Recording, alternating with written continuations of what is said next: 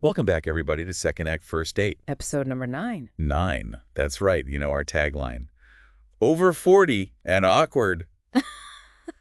Sometimes I feel like I'm wearing it, like it's on a T-shirt. Mm-hmm. But at least we can laugh about it. Laughter is always good. It is so true. And speaking of navigating today, we are diving deep into an article that really caught my eye. Okay. 7 mistakes women over 40 make. Mm-hmm.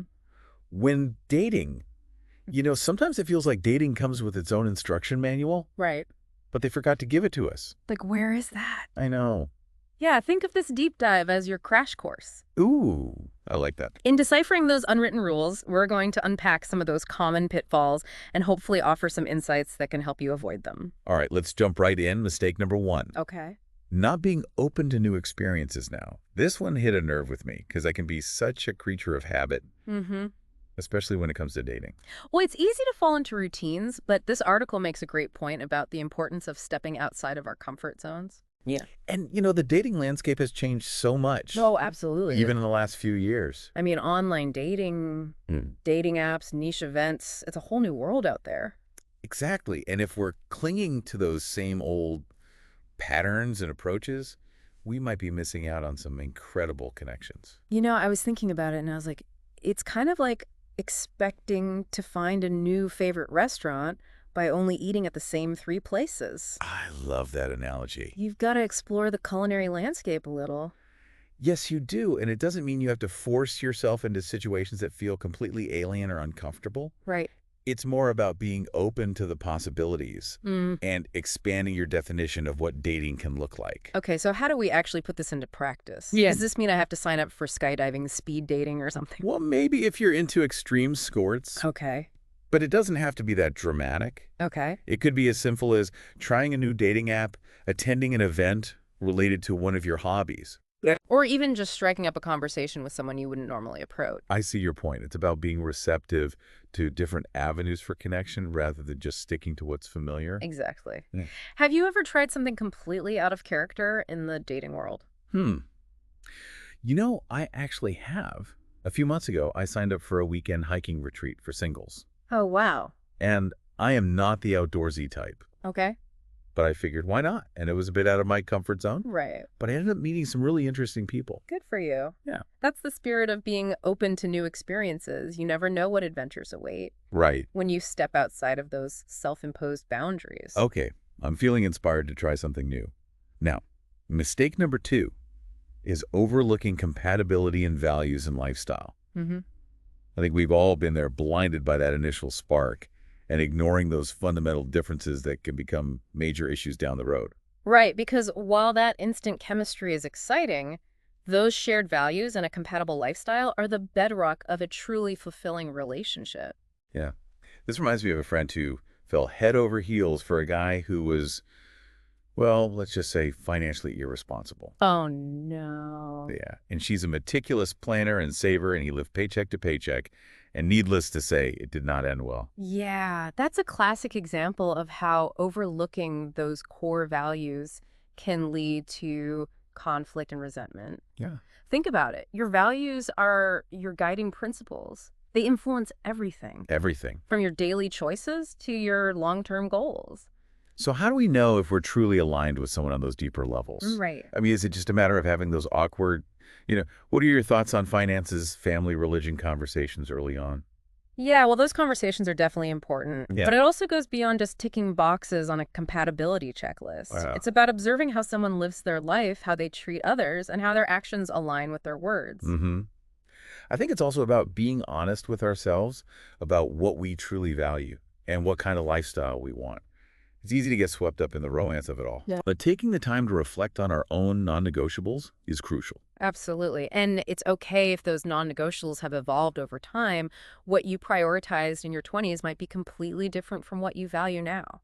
That's so true for me. A sense of humor has always been at the top of my list. Okay. But now I find myself valuing things like emotional maturity and a shared sense of adventure even more. It sounds like you've done some serious self-reflection, which is fantastic. I try. And remember, it's perfectly fine to have those deal breakers, those values or lifestyle choices that you simply cannot compromise on. Speaking of deal breakers, I think this is a good time to remind our listeners that they can find more resources and connect with our amazing community over at secondactfirstdatepodcast.com. It's a great place to share your experiences, ask questions, and find support on your dating journey. Now let's dive into mistake number 3. Okay. Letting past experiences dictate current dating life.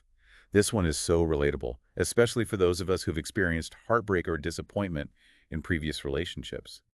It's natural to carry those wounds with us, but the danger lies in letting them color our perceptions of new people Right. and prevent us from forming healthy attachments. It's like wearing those old scratch sunglasses. Okay.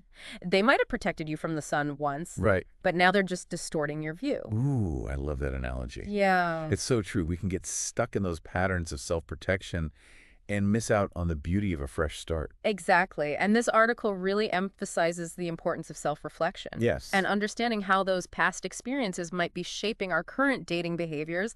It's not about blaming ourselves or our exes. Right. It's about gaining valuable insights into our own patterns and identifying areas for growth. That's a really important point. Mm-hmm. I know for me, after my divorce, I was so afraid of getting hurt again that I built walls around my heart. Yeah. It took some time and effort to recognize those walls and start dismantling them brick by brick. That's a powerful image, and it speaks to the courage it takes to be vulnerable again. It's not about erasing the past, Right. but rather about learning from it and allowing those lessons to inform our present choices. Instead of letting those past hurts define us, we can use them as stepping stones to create something even stronger and more beautiful. But I think sometimes we need a little help with that process, right? Absolutely. Therapy can be an incredible tool for unpacking those past experiences, healing those old wounds, and developing healthier relationship patterns. I couldn't agree more. And sometimes even just talking to a trusted friend or mentor can provide valuable insights and support. The key is to be open to seeking guidance and support when we need it. Yes, and remember, every new relationship is a chance for a fresh start. That's true. It's an opportunity to rewrite the script and create a love story that reflects your growth and wisdom. I love that. So instead of approaching dating with trepidation, Yeah. we can choose to see it as a journey of self-discovery and connection. And even if we encounter a few bumps along the road, those experiences can ultimately guide us towards what we truly desire. Beautifully said. It's about shifting our perspective from fear and avoidance to one of curiosity and possibility. Okay. I'm feeling a surge of optimism. Do it. Now, mistake number 4 is neglecting personal growth. This one resonated with me because I've definitely been guilty of putting my own needs and aspirations on hold when I'm in a relationship. It's a common trap, especially when we're swept up in the excitement of a new romance. But the truth is, neglecting our personal growth can ultimately sabotage our relationships in the long run. It's like that saying, you can't pour from an empty cup. Exactly. If we're not taking care of ourselves and nurturing our own growth, we won't have the energy or the emotional capacity to build a healthy, sustainable partnership. Exactly. And remember, personal growth encompasses so much more than just career advancement or hitting the gym. Oh, yeah? It's about cultivating our emotional intelligence, expanding our knowledge, exploring our creativity, and simply becoming the best versions of ourselves. Okay, so how do we ensure that we're prioritizing personal growth even when we're juggling the demands of dating and life in general? Right. It starts with making a conscious commitment to ourselves. Schedule time for those activities that light you up. Okay. Whether it's taking a painting class, learning a new language, or simply spending time in nature. I think it's also about setting boundaries Yeah. and communicating our needs to our partners. Yes. It's okay to say, hey, I need some time for myself tonight to pursue this hobby or attend this event. Absolutely. Healthy relationships thrive on mutual respect and a balance of togetherness and individuality. You know, this conversation is making me realize that I've been putting off writing again Uh-oh. for far too long. Okay. I used to love journaling and crafting short stories, Mm. but I let that passion fall by the wayside. I encourage you to pick it up again. Those passions are part of what makes you unique and vibrant. You're right. It's time to dust off that notebook and rediscover that part of myself. I love it. And who knows, maybe your writing will even inspire some interesting conversations on your next date. That would be a bonus. Oh. Okay, let's move on to mistake number 5, which is rushing into commitment. This is a big one, especially in our 40s, when societal pressures and those team biological clocks can really amp up the anxiety. It's understandable to crave companionship and stability, Right. but rushing into a commitment before we truly know someone or ourselves Right. can lead to heartbreak and disappointment down the line. It's easy to fall into that trap of thinking this is my last chance at love or I need to settle down before it's too late. Yeah. But those limiting beliefs can prevent us from making clear-headed decisions. Exactly. And the truth is, true love is worth waiting for. It's better to be single and happy than to be in a relationship that doesn't align with your values or your long-term goals. So how do we avoid rushing into commitment? Mhm. Is it just a matter of setting those arbitrary timelines like, I won't say I love you until after 6 months, or I won't move in with someone until after a year? Well, while those guidelines can be helpful for some, it's more about cultivating self-awareness and trusting your intuition.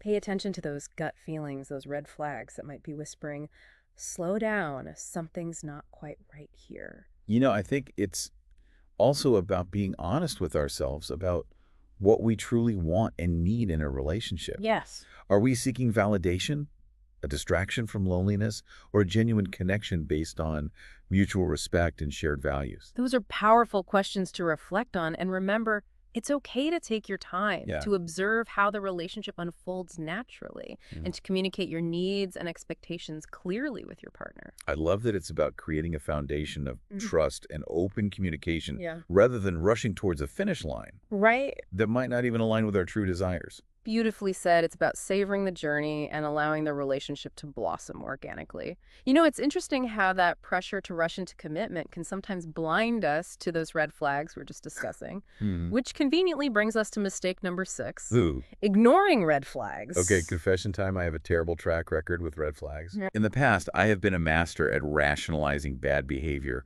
or convincing myself that things would magically change. Well, you're not alone. Okay, good. The article points out that many women, especially those over 40, tend to downplay or dismiss those red flags. Right. Perhaps because we're more invested in finding a partner or we've become more tolerant of certain behaviors over time. Yeah, I think there's also this fear of starting over, Right. of having to explain to our friends and family why another relationship didn't work out. Yeah. It's easier to just ignore those warning signs and hope for the best. It's understandable, but the reality is that ignoring those red flags only prolongs the inevitable. Those issues rarely resolve themselves on their own, Right. and they often Especially when you're attracted to someone and those rose-colored glasses are firmly in place. True. But it's crucial to remember that you deserve to be treated with respect and kindness. Yeah. If someone is consistently making you feel uncomfortable, disrespected, or undervalued, that's a major red flag. The article lists some common red flags like controlling behavior, jealousy, Mm-hmm. lack of communication, and disrespect. Hmm. What are some other warning signs that we should be on the lookout for? Okay, pay attention to inconsistencies between someone's words and actions. Yeah. Do they promise to call but consistently forget? Mm-hmm. Do they make grand gestures but fail to follow through on the small everyday things? Oh, that's a good one. I once dated a guy who showered me with compliments and expensive gifts but couldn't remember my birthday Oh, no. or even what I did for a living. Oh, my God. Talk about a disconnect. Yeah, that's a classic example of a red flag waving right in front of you. Yeah, it was. Another warning sign is a lack of accountability or a refusal to compromise. Are they always blaming others for their problems? Do they struggle to apologize or take responsibility for their actions? Okay, those are some seriously insightful red flags. Yeah. It's like you've given us a cheat sheet for decoding dating behavior. Think of it as a guide to navigating the dating landscape with more awareness and self-assurance. I like that. So let's say we've spotted a red flag. What's the best way to address it? Okay. Do we confront the person directly or do we just quietly back away and disappear into the night? Well, that depends on the severity of the red flag and the nature of the relationship. Okay. If it's a relatively minor issue, like a communication style that's rubbing you the wrong way, it's worth having an open and honest conversation about it. Mm-hmm. But if it's a more serious red flag, like dishonesty or disrespectful behavior, it's probably best to trust your instincts and distance yourself from the situation. Exactly. Remember, you have the right to set boundaries and walk away from any situation that feels unsafe or unhealthy. This conversation is making me realize that I need to be more assertive Okay. about communicating my needs and expectations. Mm-hmm. In the past, I've tended to avoid conflict or try to please everyone. Right. But that's not doing me any favors in the dating world. It's a learning process, and it's okay to make mistakes along the way. The important thing is to keep growing and evolving in your approach to dating. Yeah, I love that it's not about being perfect. It's about being authentic and learning from our experiences. Exactly. And remember, if you're struggling to navigate those red flags or feeling unsure about how to proceed, seeking guidance from a therapist or a trusted friend can be incredibly helpful. That's a great reminder. Sometimes we just need a little support and an outside perspective to help us see things more clearly. Mm. Speaking of seeing things more clearly, let's shift our focus to mistake number 7, Okay. which is all about mindset maintaining a negative attitude towards dating. Ooh, this one can be a real energy drainer. Mm-hmm. I know I've definitely fallen into that trap of negativity, Mm-hmm. especially after a string of bad dates or disappointments. Right. It's easy to start thinking I'm never going to find anyone, or dating is just a waste of time and energy. But those negative thoughts become self-fulfilling prophecies. If we approach dating with dread and cynicism, we're less likely to put ourselves out there authentically Yeah. or to recognize potential connections. It's like showing up to a party with a grumpy face and a bad attitude. No one's going to want to talk to you. Exactly. So how do we cultivate a more positive and optimistic outlook on dating, Right. even when we're feeling discouraged? Yeah. The article suggests reframing our thoughts, focusing on the positive aspects of dating, and surrounding ourselves with supportive people. You know, I think it's also helpful to remember that dating is a process, not a destination. Hmm. It's about enjoying the journey, learning about ourselves, and connecting with interesting people along the way.